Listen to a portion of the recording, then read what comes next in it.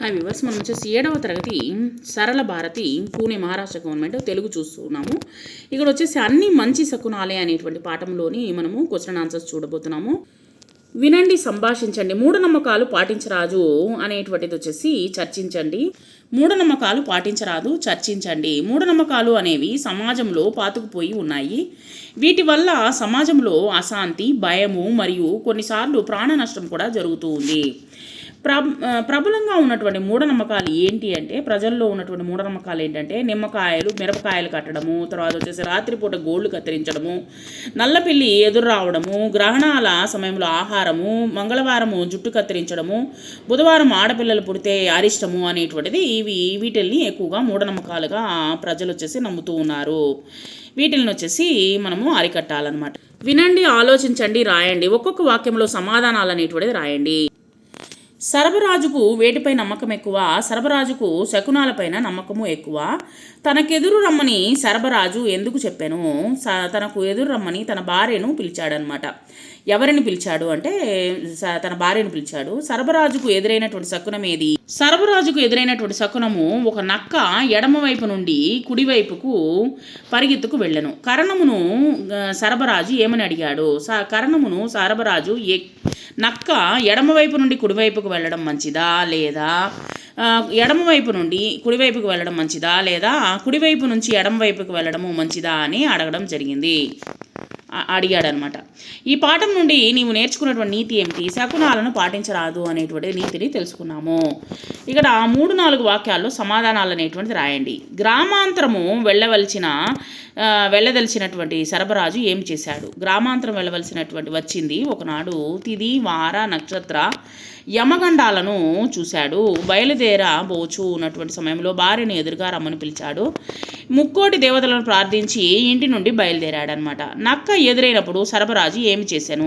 సర్వరాజుకు నక్క ఎదురైనప్పుడు అది ఎటువంటి శకునమో అతనికి తెలియలేదు. అతనికి తాను వెళుతున్నటువంటి పని జరుగుతుందా అనేటువంటి అనుమానాలు ప్రారంభమయ్యింది. అతనికి ఒక్కొక్క అడుగు కూడా ముందుకు సాగలేదనమాట. అతని మనసులో అనేకమైనటువంటి ఆలోచనలు ప్రారంభమయ్యాయి.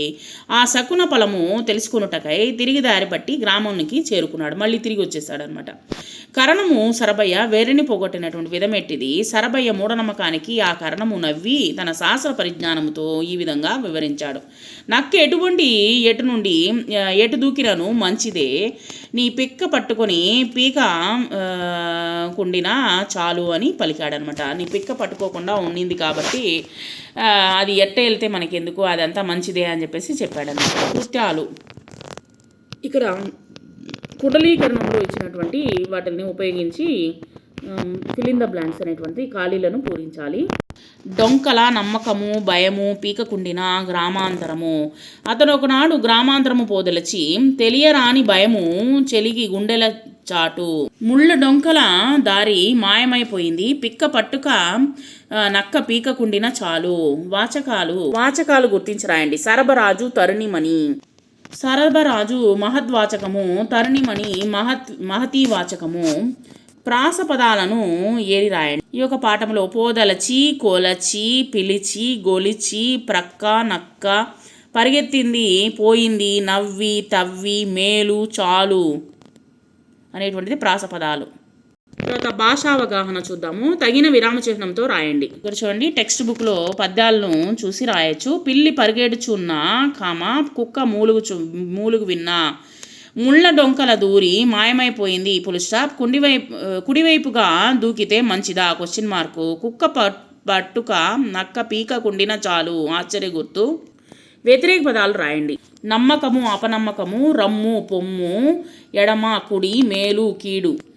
సర్వనామములను, క్రియలను గుర్తించి పట్టికలో రాయండి. అతడు ఒకనాడు గ్రామాంతరము పోదలిచను. అతడు అనేటువంటి సర్వనామము. భార్యకు తనకు ఎదురు రమ్మనెను. తనకు అనేటువంటి సర్వనామము. అతడు నడిచే దారికి అడ్డు పరిగెత్తింది. అతడు అనేటువంటిది సర్వనామము. అది ఎట్టి శకునము అతడు ఎరగకపోయాను. అది అతడు అనేటువంటిది సర్వనామము. దీని పలమరుయంగా తిరిగి దారి పట్టి అనేటువంటిది, దీని అనేటువంటిది వచ్చేసి సర్వనామము. తర్వాత ఇక్కడ వచ్చేసి స్వీయ స్పందన అనేటువంటిది ఉన్నది.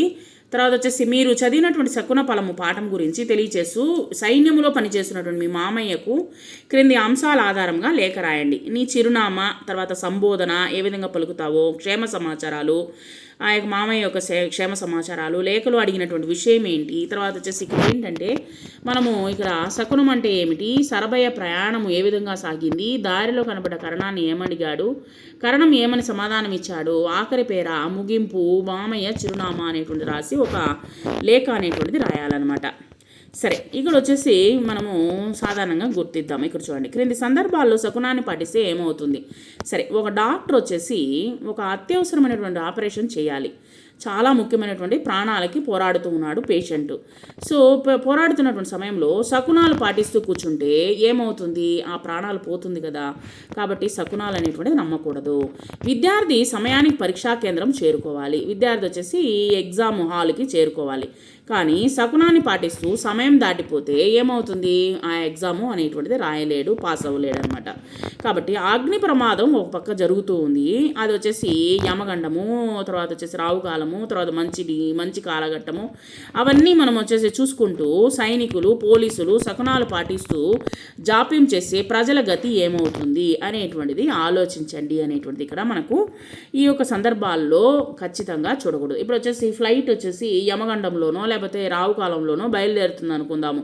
సో ఆ యొక్క రావుకాలంలో వస్తుంది, యమగండం వస్తుంది అని చెప్పేసి ఫ్లైట్ తీయకుండా ఉన్నారా, లేకపోతే రైల్వే బండ్లు తీయకుండా ఉన్నారా, బస్సులు తీయకుండా ఉన్నారా, అలాంటివి మనము మూఢనమ్మకాలు అనేటువంటిది పెట్టుకోకూడదు అనేటువంటిది ఈ యొక్క పాఠం ద్వారా మనము తెలుసుకున్నాము. సరే, మీరు చదివినటువంటి శకున ఫలము పాఠం ఆధారంగా పాఠం గురించి సైన్యంలో పనిచేస్తున్నటువంటి మామయ్యకు క్రింది అంశాల ఆధారంగా లేఖ రాయండి. తేదీ, తర్వాత పూణే, మీరు ఏ ఊర్లో అయితే ఉన్నారో ఆ ఊరి యొక్క పేరు రాసిన తర్వాత ఇక్కడ చిరునామా, నీ యొక్క చిరునామా రాయాలి.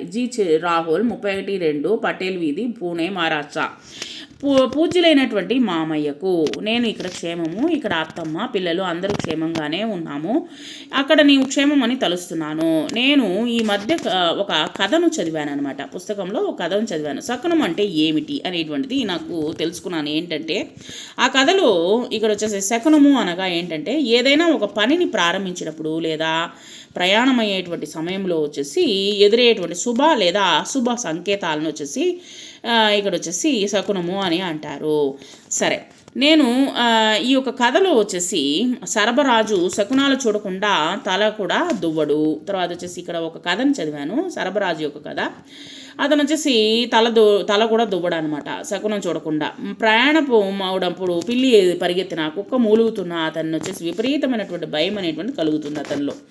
అతను ఒకనాడు వేరే గ్రామం వెళ్లాల్సి వస్తుందన్నమాట. వచ్చినప్పుడు తిది, వార, నక్షత్ర యమగండాలను చూశాడు. బయలుదేరబోతున్నప్పుడు భార్యను ఎదురుగా రమ్మని పిలిచాడు. ముక్కోడి దేవతలను ప్రార్థించి ఇంటి నుండి బయలుదేరిన తర్వాత ఆ ఊరి పొలిమేర దాటగానే చింత చెట్లు ప్రక్క నుండి ఒక నక్క వచ్చి ఎడమవైపు నుండి కుడివైపుకు పరిగెత్తుకుంటూ వెళ్ళింది. ఆ తర్వాత మళ్ళీ డొంకలోకి దూరి కనిపించకుండా పారిపోయింది. సో సరబరాజు చేసేది లేక ఇంటికి తిరిగి వెళ్ళిపోయాడనమాట. అంటే ఊరు పక్కన వెళ్ళిపోయాడనమాట.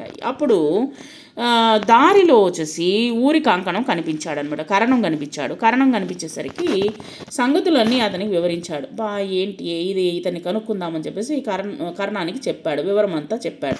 చెప్పిన తర్వాత నక్క ఎడమవైపు నుండి కుడివైపుకు వెళితే మంచిదా లేదా కుడివైపు ఎడమవైపుకు వెళితే మంచిదా అని అడిగినప్పుడు అప్పుడు సరభయ్య మూఢనమ్మకానికి నవ్వి తన శాస్త్ర పరిజ్ఞానాన్ని ఈ విధంగా వివరించాడు. నక్క ఎటు దూకినను మంచిదే, నీ పిక్క పట్టుకొని పీక కుండిన చాలు అని పలికెను. అంటే నీ పిక్క పట్టుకోకుండా ఉండింది అదే పెద్ద గొప్ప విషయము అని చెప్పి నవ్వుకుంటూ వెళ్ళాడనమాట. ఒక హాస్య కథను చదివాను, నీవు కూడా ఇటువంటి హాస్య కథలను చదివి ఆనందించు మామయ్య అంటూ ఇట్లు నీ ప్రియమైనటువంటి మేనల్లుడు లేదా ఇక్కడ వచ్చేసి మేనకోడలు అని కూడా మీరు రాయొచ్చు అనమాట. అమ్మాయి అయితే మేనకోడలు అని రాయొచ్చు. సో రాహుల్ 7వ తరగతి, చిరునామా వచ్చేసి R Narendra, army post office, unit 2913, box 150, APO AE 09354. ఈ విధంగా వచ్చేసి ఏం చేస్తారంటే ఈ యొక్క ఆర్మీ ఆఫీసులో వచ్చేసి పోస్టల్ యొక్క బాక్స్ని ఈ నెంబర్లతో పిలుస్తారనమాట.